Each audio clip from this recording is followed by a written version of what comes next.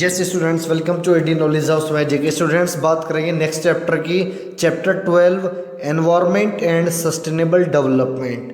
First है environment. What is environment? Environment it is defined as the total planetary inheritance and the totality of all the resources.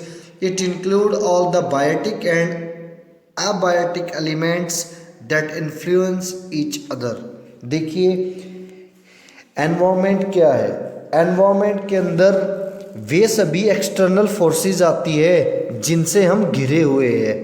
Means हमारे बाहर, हमारे आसपास का जो वातावरण है जिनसे हम घिरे हुए हैं, वे सभी वातावरण, वे सभी फोर्सेस, वे सभी शक्तियाँ इसके अंदर आती है। और इसमें क्या क्या आता है? इसमें बायोटिक और अबायोटिक एलिमेंट्स भी आते हैं जो हमें प्रभावित करते हैं, जो आपस में प्रभावित करते हैं एक दूसरे को। मीन्स जो भी चीज़ें जिनसे ह्यूमन बीइंग घिरा हुआ है, जिनसे ह्यूमन लाइफ घिरी हुई है, जिससे ह्यूमन लाइफ प्रभावित होती है, वे सभी कंडीशंस किस में आती है? एनवायरनमेंट में आती है। एक बार फिर बता दूं, एनवायरनमेंट मतलब वातावरण।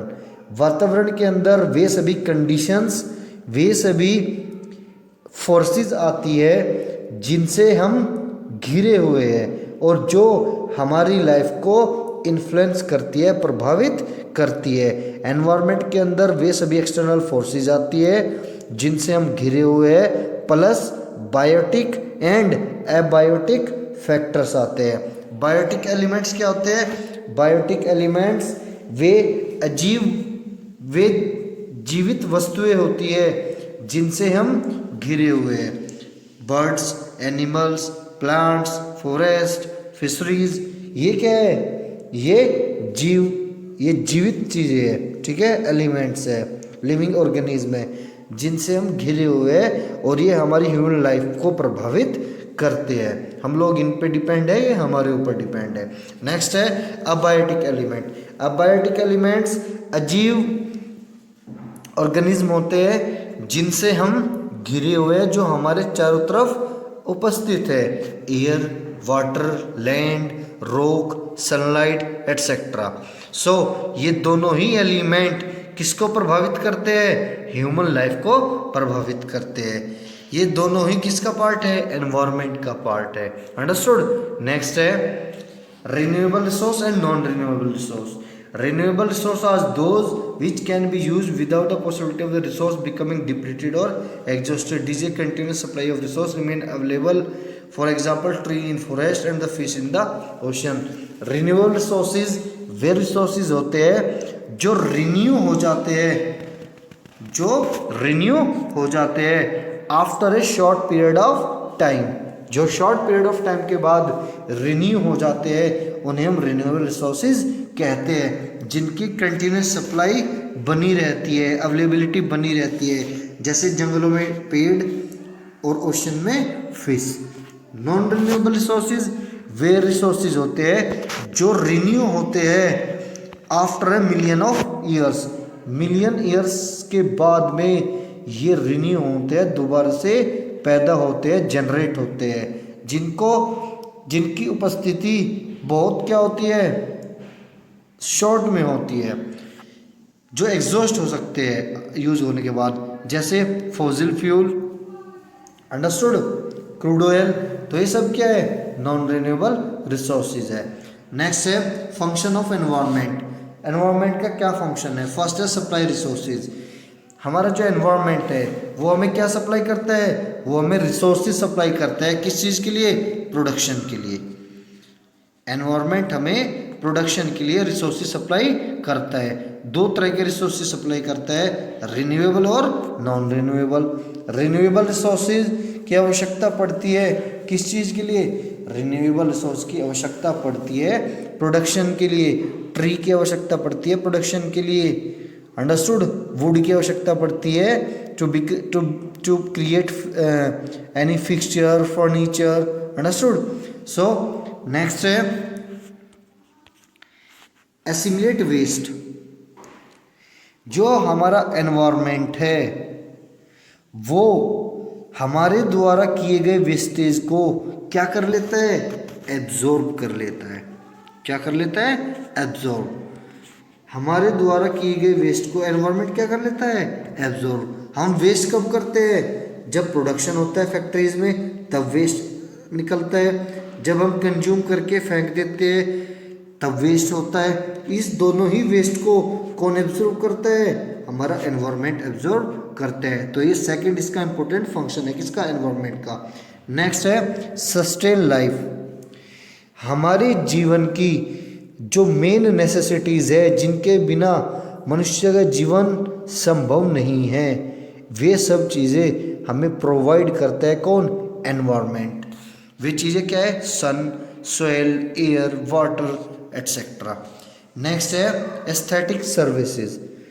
इसके अंदर वे सभी चीज़ें आती है जो हमारी लाइफ को क्या बनाते हैं, ब्यूटीफुल बनाते हैं, हमारी लाइफ को इम्प्रूव्ड करते हैं, स्टैंडर्डाइज बनाते हैं। इसके अंदर land, forest, water bodies, scenery, river, ocean, mountain, desert, ये सब चीज़ें ऐसी है जो हमारी लाइफ को क्या बनाते हैं, ब्यूटीफुल, एंटरटेनिंग बनाते हैं, जिसमें हम लोग एंजॉय करते हैं अपनी लाइफ को।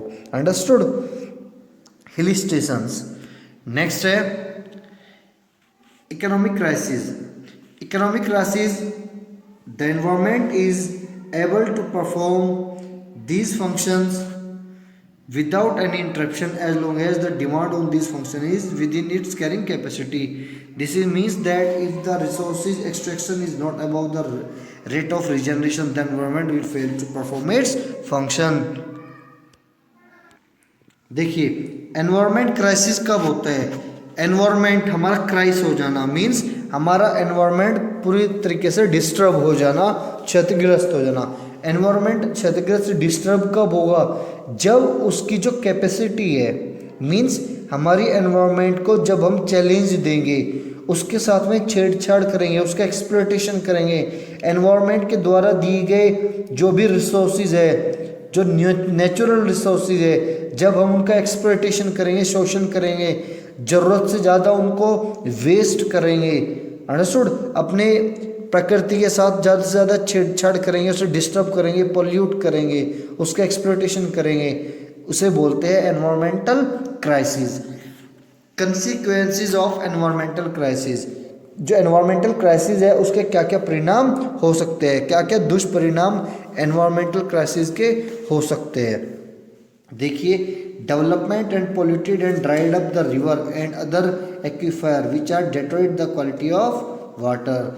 देखिए अगर हम अपनी जो पानी है उसको दूषित करेंगे, नदियों के पानी को दूषित करेंगे, गंदे नाले नदियों में डाल देंगे, या जो नाले होते हैं उसमें हम केमिकल युक्त पानी डालेंगे, तो उससे हमारा जो वाटर है वो क्या हो जाएगा, पॉल्यूट हो जाएगा। और वाटर के पॉल्यूट होने से बहुत सारी डेंजर बीमारियां हमारे ह्यूमन लाइफ में एंटर कर जाएगी, जैसे cancer, lungs disease, heart disease, skin disease, इस तरह की बीमारियां क्या हो जाएगी, उपस्थित हो जाएगी, एंटर कर जाएगी ह्यूमन लाइफ में। नेक्स्ट है intensive extraction of both renewable and non resources has exhausted some vital resources compelling to spend huge amount of money on the technology and research to explore new resources. जब हम अपने जो natural resources है उनका continuously क्या कर रहे हैं, हम उसका शोषण कर रहे हैं, उनका एक्सप्लॉयटेशन कर रहे हैं, उनका ज़रूरत से ज़्यादा कटान कर रहे हैं, उनका यूज़ कर रहे हैं। ऐसा करने से क्या होगा, ऐसा करने से हमारे जो रिसोर्सेज है वो बुरी तरीके से शॉर्ट हो जाएंगे और फिर हमें नए रिसोर्सेज पर बहुत बड़ा पैसा खर्च करना पड़ेगा, डिस्कवर करने के लिए टेक्नोलॉजी पर खर्च करना पड़ेगा। Decline in air and water quality has result in the number of respiratory and water borne disease. अगर हमारी पानी की और एयर की गुणवत्ता हम लोग दूषित करेंगे तो उससे क्या होगा, उससे हमारी बहुत सारी गंभीर बीमारियां जन्म लेगी जो हमारी ह्यूमन लाइफ के लिए चैलेंजिंग हो जाएगी। अंडरस्टूड। नेक्स्ट है two basic problem related to environment. ये मोस्ट इंपॉर्टेंट क्वेश्चन है। हमारी जो एनवायरनमेंट है उससे संबंधित दो बेसिक और मेजर समस्याएं हैं। First, problem of pollution. Second, problem of excessive exploitation of natural resources. पहला तो प्रदूषण की एक मेन समस्या है जो हमारे एनवायरनमेंट में है। दूसरी है नेचुरल रिसोर्सेज का शोषण, एक्सप्लॉयटेशन। तो सबसे पहले बात करेंगे पॉल्यूशन की। What is pollution? पॉल्यूशन क्या है? It is a containment of useful things. Yes, so हमारे पॉल्यूशन में क्या क्या चीज़ें आएगी? पॉल्यूशन के अंदर वे सभी एक्टिविटीज़ आएंगी जो क्या है, जो हमारी एयर वाटर को क्या करती है? पॉल्यूट करती है, प्रदूषण करती है। हमारे एनवायरनमेंट को प्रदूषण करती है। हमारे एयर और वाटर की जो प्योरिटी है, एयर और वाटर की, उसको प्रदूषित करती है, उसको चैलेंज देती है। और ये सभी एक्टिविटी क्या है? प्रोडक्शन और कंजम्पशन। जब हम प्रोडक्शन और कंजम्पशन के दौरान अपनी हवा और वाटर को प्रदूषित करते हैं, अपने एनवायरनमेंट को प्रदूषित करते हैं, यही पॉल्यूशन कहलाता है। और ये जो पॉल्यूशन है ये मेजरली 4 टाइप का होता है: air pollution, noise pollution, land pollution और वाटर पॉल्यूशन। 4 तरह का मेन पॉल्यूशन होता है। सबसे पहले बात करेंगे एयर पॉल्यूशन की। एयर पॉल्यूशन क्या है? एयर पॉल्यूशन वो पॉल्यूशन है जिससे हमारी एयर का जो प्योरिटी है वो दूषित होती है, प्रभावित होती है। अंडरस्टूड? मीन्स हमारी एयर के अंदर क्या है? ऑक्सीजन है, जो हमें जीने के लिए बहुत ज़रूरी है। Without oxygen we can't survive और लिव। बट जब हमारी एयर में जो उपस्थित ऑक्सीजन है उसके साथ में छेड़छाड़ होती है, उसकी मात्रा में अप एंड डाउन होता है, उस केस में हमारे जो पॉल्यूशन है, एयर पॉल्यूशन है, वो बढ़ जाता है। उसके बढ़ने से हमारी लाइफ क्या हो जाती है? चैलेंजिंग होती है, बहुत सारी समस्याएं हमारी लाइफ में आती है। एयर पॉल्यूशन के क्या क्या कारण हो सकते हैं? एयर पॉल्यूशन के कारण हो सकते हैं स्मोकिंग, जो हम सिगरेट पीते हैं, फैक्ट्री से निकलने वाला धुआं, पॉइजनस गैसेस फैक्ट्री से निकलने वाली, जो हमारे मोटर व्हीकल्स है उनके द्वारा निकलने वाला धुआं। अंडरस्टूड? ये सभी कारण है किसके? एयर पोल्यूशन के। नेक्स्ट है noise pollution. Noise pollution means शोर शराबा। नॉइज पोल्यूशन बहुत ही ज़्यादा क्या है? बहुत ही ज़्यादा सीरियस इशू है। अंडरस्टूड? क्यों? क्योंकि ह्यूमन लाइफ इससे डायरेक्टली इफेक्ट होती है। जो नॉइज़ पोल्यूशन है उसके कुछ मुख्य कारण हैं। जो हमारे वाहन हैं उनकी संख्या में बढ़ोतरी, उनकी साउंड में बहुत ज़्यादा क्या होना, उनके द्वारा जो साउंड है वो बहुत ज़्यादा प्रोड्यूस होना। नंबर ऑफ व्हीकल्स ज़्यादा है और उन व्हीकल्स के द्वारा साउंड भी बहुत ज़्यादा प्रोड्यूस हो रही है, इससे नॉइज़ पोल्यूशन होता है। इंडस्ट्रियल जो मशीन है उनसे बहुत ज़्यादा पोल्यूशन होता है। हमारे घरेलू जो अप्लायंसेस है, mixture grinder, water booster, washing machine, हम लोग डीजे वगैरह जो प्ले करते हैं, होम थिएटर, इनसे भी क्या होता है? नॉइज़ पोल्यूशन होता है। नेक्स्ट है लैंड पोल्यूशन। लैंड पोल्यूशन में क्या आता है? लैंड पोल्यूशन में वो सारी चीज़ें आती है जिससे हमारी लैंड की फर्टिलिटी क्या होती है? प्रभावित होती है। अंडरस्टूड? जिससे हमारी लैंड की डिग्रेडेशन होती है, हमारी लैंड अपनी फर्टिलिटी को लूज कर जाती है, उसे बोलते हैं लैंड पोल्यूशन। लैंड पोल्यूशन किस वजह से होता है? लैंड पोल्यूशन होता है सॉइल इरोजन से, मिट्टी का कटाव। मिट्टी का कटाव कैसे होगा? मिट्टी का कटाव होगा जब स्ट्रॉन्ग आंधी आएगी, फ्लड बाढ़ आएगी। अंडरस्टूड? तो जो हमारी ऊपर की फर्टाइल लेयर है वो क्या हो जाएगी? वो लूज कर जाएगी। अपर लेयर जो हमारी फर्टाइल होती है, जो खेती के काम होती है, जिसको हम टॉप सोइल बोलते हैं, वो वहाँ से हट जाएगी और हमारे जो न्यूट्रिएंट्स है वो पानी में बह जाएंगे, आंधी में इधर उधर हो जाएंगे, जिससे हमारे प्लांट्स उसमें उगना संभव नहीं हो पाएगा। अंडरस्टूड? नेक्स्ट है हम लोग जो अपनी लैंड है उसमें जो वेस्ट फेंकते हैं, केमिकल युक्त वेस्ट, उससे भी उसकी फर्टिलिटी क्या होती है? उसकी फर्टिलिटी लॉस होती है। अंडरस्टूड?